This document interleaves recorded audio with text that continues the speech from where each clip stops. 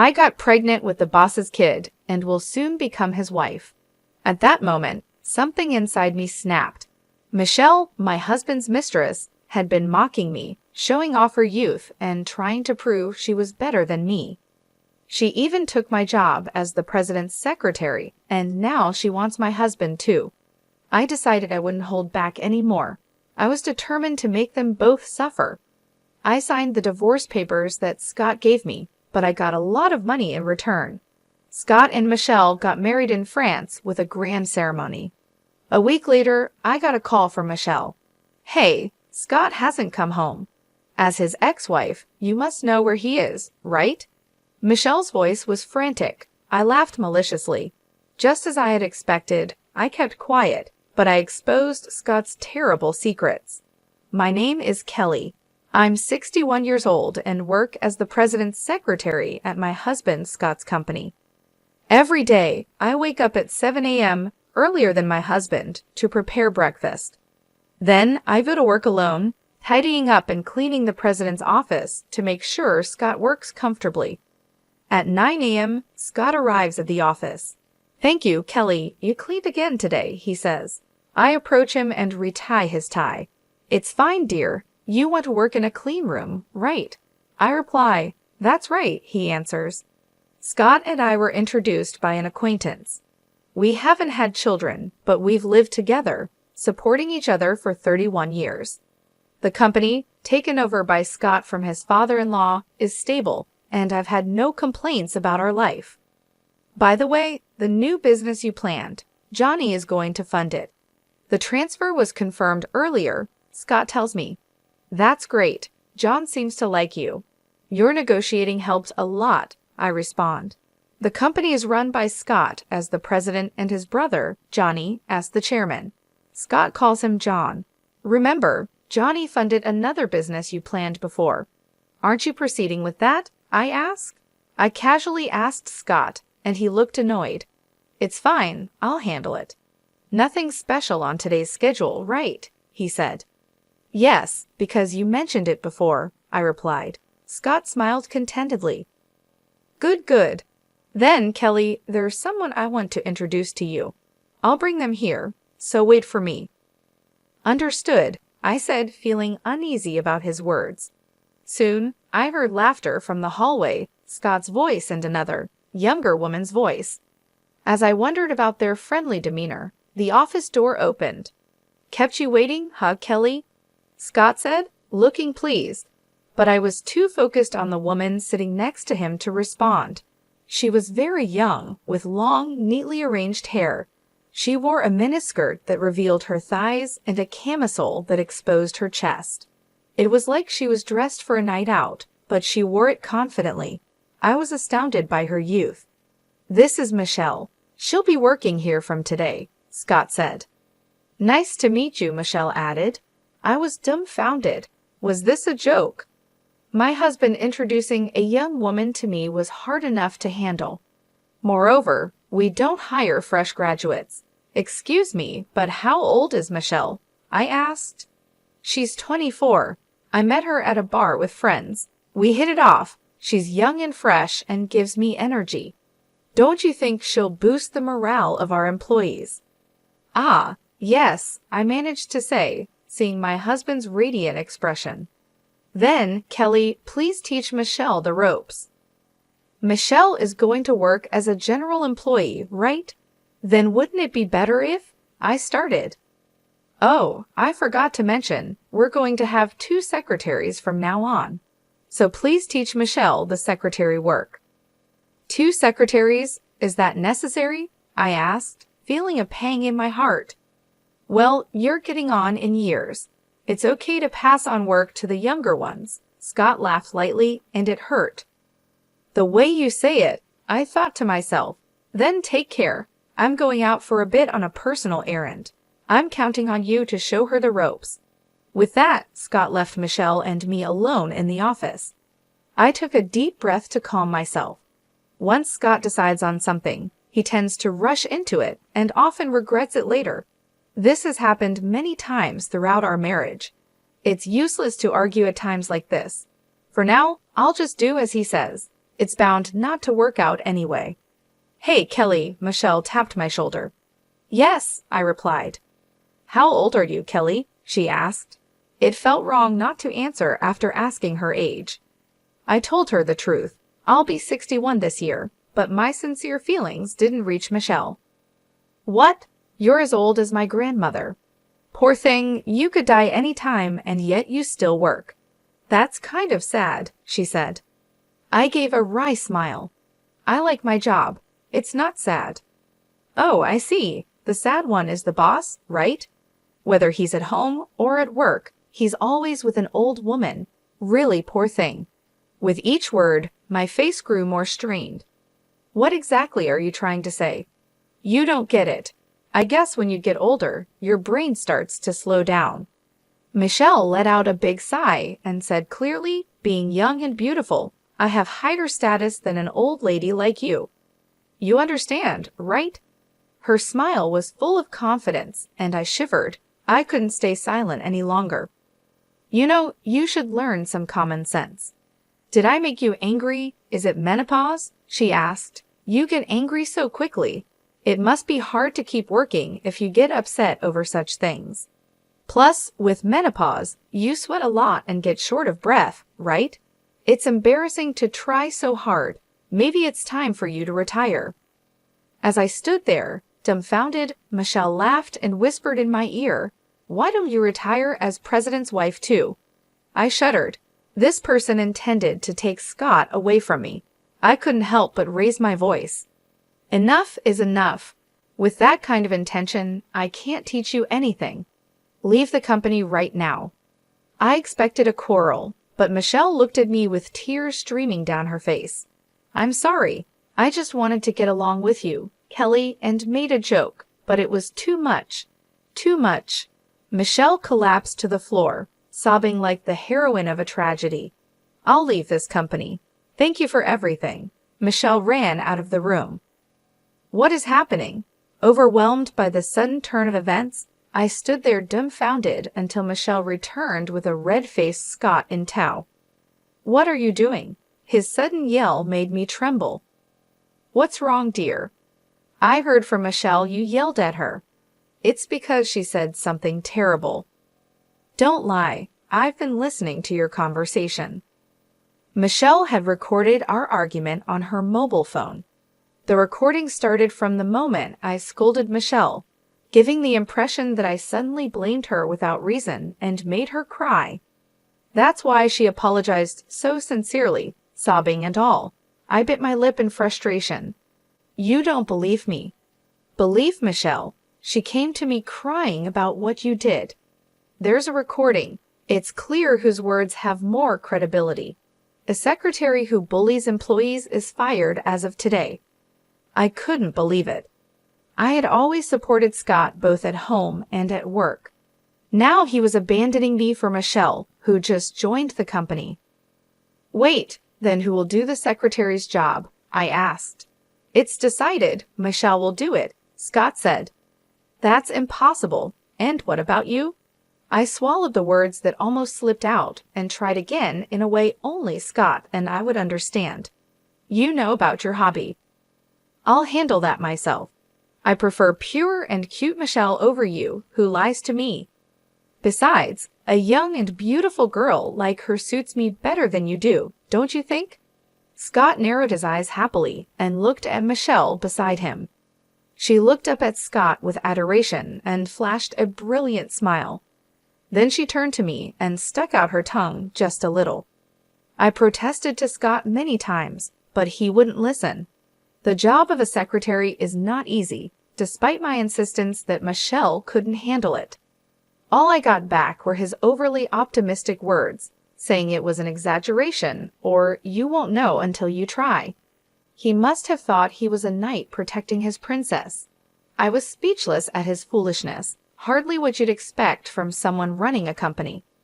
Eventually, Scott threw out my personal items from my workspace. Instead, he arranged a brand new desk and cute stationery for young people, all for Michelle. It was all in vain. Realizing this, I decided not to waste any more effort and left the company. However, Scott didn't come home that night. He didn't return my calls either. I thought it was just his way of getting back at me, but as a week, a month, and then 5 months passed, I grew anxious. One day, I was called to the company by Scott and was heading to the president's office. Maybe he finally understood how hard the secretary's job was and decided to let Michelle go and call me back. I knocked on the president's office door with a sliver of hope. "Come in," Scott said. As I opened the door, I was met with an unbelievable scene. Scott, smiling happily, was holding hands with Michelle beside him. The two of them looked at me and laughed joyously. "It's been a while, Kelly.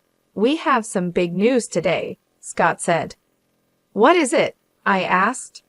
Actually, then Michelle put her hand over Scott's mouth. "Let me say it, okay? I want to thank the wife, right?" Scott nodded deeply, and Michelle said to me with a beaming smile, "We're getting married. Thank you for everything you've done for Scott." "What?" In front of my shaking self, Scott laughed sheepishly. "No," I thought. "There's no point in hiding it. I'm thinking of starting a second life. You're getting too old. It's better for you to live quietly by yourself." "What? How dare you?" I felt as if all the blood had drained from my body.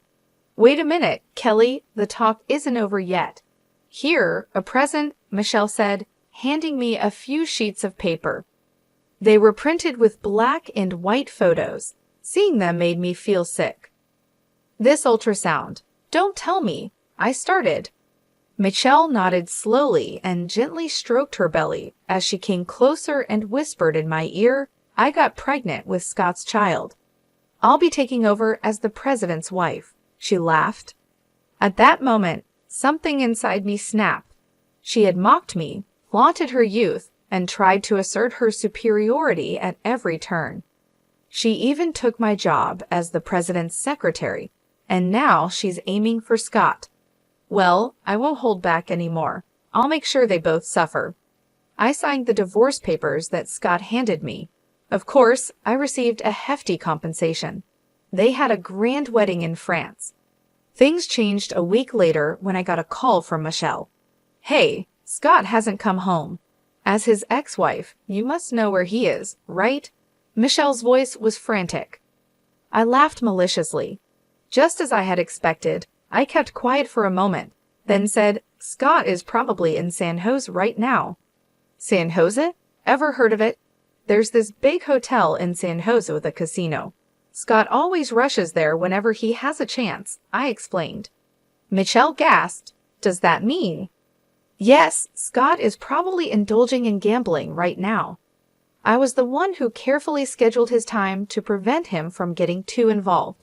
It seems the new secretary was kept in the dark.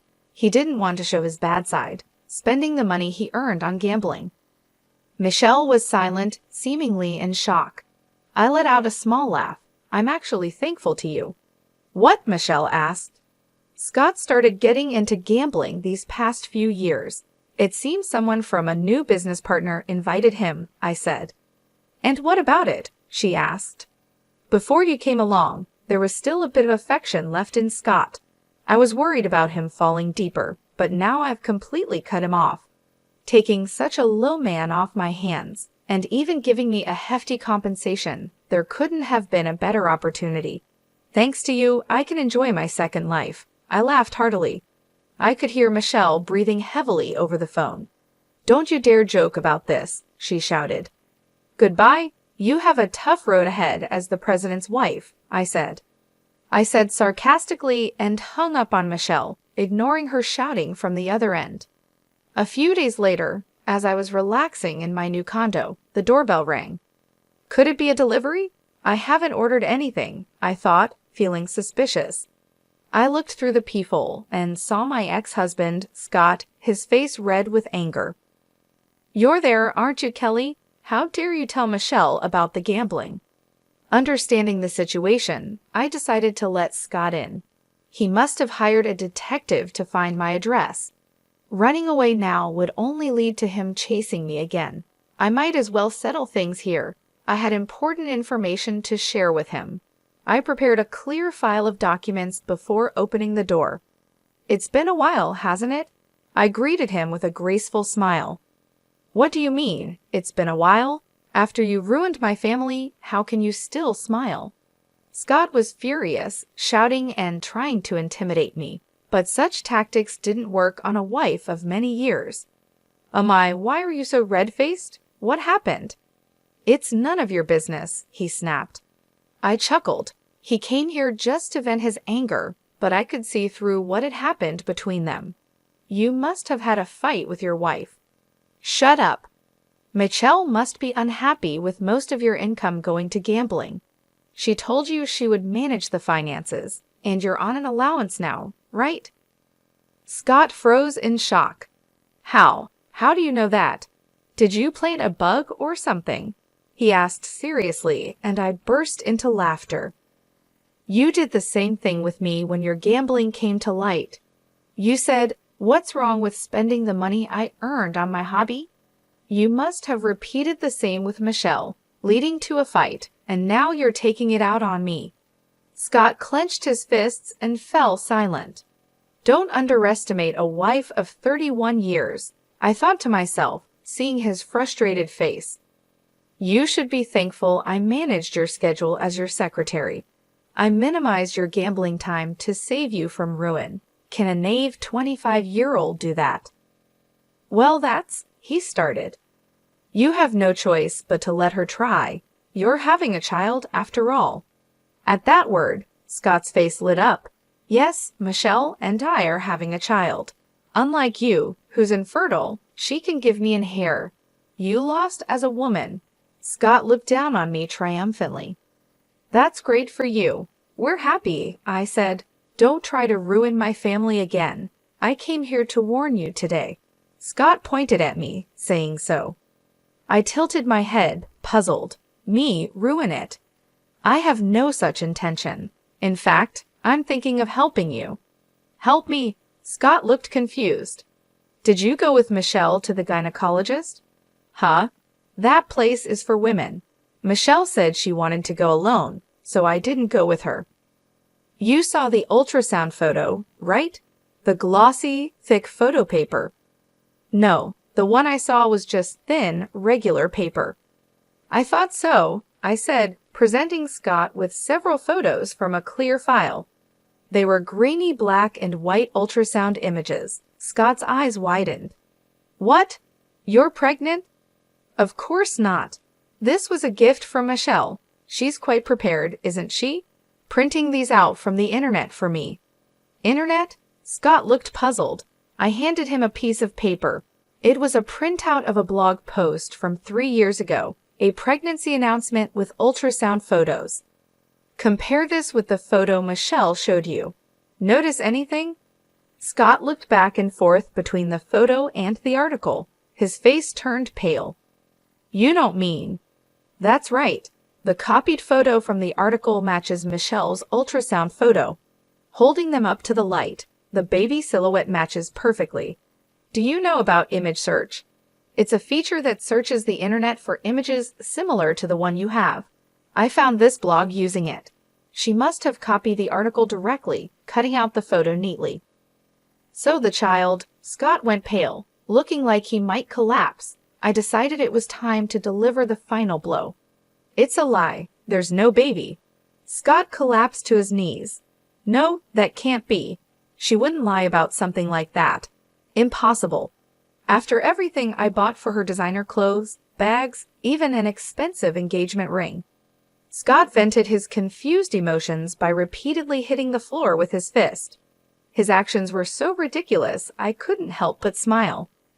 It's a shame you couldn't become a father. Considering your age, it's doubtful you could have fathered a child. Thinking a young partner would guarantee a child was naive. Ask Michelle for the truth. I'll call her over now. Scott was too drained to argue. He just slumped there, silent. I had Michelle come to the condominium. Soon after, the doorbell rang, and I opened the door. Upon seeing me with Scott, she screamed. What are you doing here? Trying to take Scott back from me? No. Didn't I say I was thankful to you? I have a baby in my belly. You can't tear us apart, Michelle screamed triumphantly. Not listening to me, she entered and gently embraced Scott's shoulder. Are you okay? Let's go back and talk about the money, she said. I'll manage the finances. That's okay, right? We'll overcome this together. After all, I'm carrying our child, Michelle said. Shut up. Scott slowly stood up, looking at Michelle intently. The pregnancy is a lie, isn't it? Michelle's face contorted. What are you talking about, honey? Tell me the truth, Michelle. The pregnancy is real. I showed you the ultrasound photo. Our child is the fruit of our love. How can you deny that? Michelle sat on the floor, crying, then glared sharply at me. You must have filled his head with weird ideas. You're just jealous because you're old and I'm young and beautiful. I laughed. Is that all you have to say? Hey, Scott, let's just go home, okay? Michelle tried to pull Scott's arm, but he brushed her off. Enough, Michelle. Scott thrust the blog post copy and the ultrasound photo at her. There's no escaping the truth now. I trusted you. How could you lie about something like this? I was so happy I cried. Michelle's expression changed. Hey, Scott. She looked at me with wet eyes, seeking sympathy. I just wanted to test your love for me. I was afraid I was just being played with. That's why I said I was pregnant. Then, Scott, you said you wanted me to have it, right? I was so happy. Michelle's radiant smile left Scott speechless. So the lie was because you love me. That's right. We can start working on having a child now. My beauty and your brains will make a wonderful child who'll eventually become a president and earn lots of money. That's not going to happen, I said, bringing Scott and Michelle back to reality. Hey, we're having a moment here, Michelle snapped. Do you really think this man has money? Of course, he's a president after all. I see. Our company has been passed down through generations and isn't doing badly, but that's about the company as a whole. This man is a gambler. Do you understand what that means? Michelle's face turned pale as she clung to Scott. Hey, Scott, you're rich, right? You told me once we're married we live a wealthy life because you have more money than you know what to do with. Scott responded in a faltering voice. It's okay. I've lost some money gambling, but we're starting a new business soon. That'll be our big break. What are you talking about? I pointed out Scott's ugly lies. I know for a fact there's no new business venture planned. What do you mean? You got funding from Johnny recently, right? Where's that money now? Surely it wasn't spent on luxury brands and an engagement ring for a new wife. I glared at Scott. What? That's not something I would do. Scott laughed derisively, though his voice trembled. I sighed briefly. You embezzled the company's money, I said. Scott swallowed hard under my steady gaze. I had suspicions. You've been saying you're starting new ventures and getting funding from Johnny, but no business ever materializes. Just one new venture after another. It was odd not to doubt, so I spoke with Johnny to gather solid evidence. You teamed up against me. The money John transferred that day was a decoy. You transferred the business funds directly into your own bank account this time.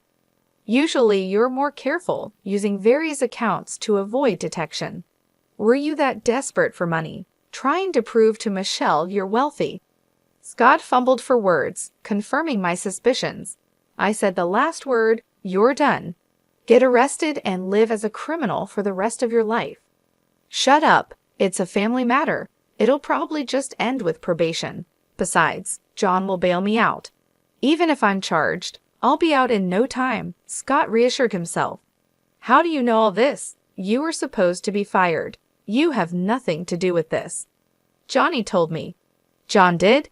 Yeah, it's me. Johnny hired me. Scott opened his mouth in surprise. I explained calmly, yes. When he heard you dumped me, he contacted me immediately. He apologized for your terrible actions and asked if he could hire me back. I said yes right away. You didn't know. John is keeping it from me. That bastard. I'm grateful to Johnny. He put me in charge of schedule management, and I'm earning more than before." I showed a broad smile, and Scott gritted his teeth. "That John. I'll confront him right now," Scott said as he was about to leave. That's when it happened. Michelle grabbed Scott's arm and pulled him towards her with strength, their faces almost touching. Her expression was devilish. "Hey, you lied to me, flaunting your wealth. In reality, you're just an old criminal. Don't mess with me." "I'm sorry, Michelle," Scott said, terrified, taking Michelle's hand and looking into her eyes. He slowly said, "But it's okay. I'll probably get probation and I can return home. I might be out of the company, but we can still be happy without money if we're together." "Don't joke with me." Michelle shook off Scott's hand and glared at him as if he were trash. "There's no way a beautiful young woman like me would live with an old, penniless man like you." "I lied about being pregnant to get us to marry. What a waste of time. The worst." Michelle shoved Scott aside and left the room. "Michelle, wait for me," Scott called out, but Michelle shut the door behind her. He stood at the entrance like a ghost.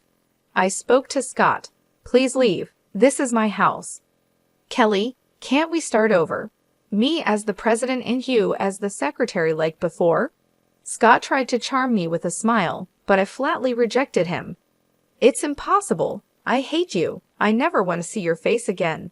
Scott's eyes widened, and he started to tremble. "Enough of that," I said, opening the door and pushing him out. I locked the door and began watching TV. Scott quietly left, realizing it was all over.